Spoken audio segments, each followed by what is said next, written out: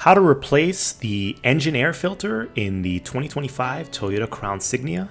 The part number is 17801-YZZ16. This is what it looks like. This is an OEM part. You don't need to get an OEM part. First, you're going to pop the hood. Once you're in there, it's on the driver's side. So right next to that relay fuse. There are two metal clips. You undo the two metal clips, and then the plastic is in a housing. Once you remove the housing, you can remove the engine air filter. And you're going to want to make sure those pleats are facing downwards.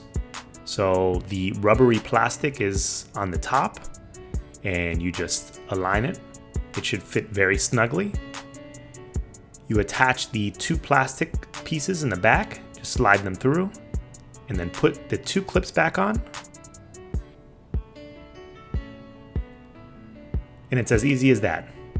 It should take a couple minutes. I'll leave the link in the description below.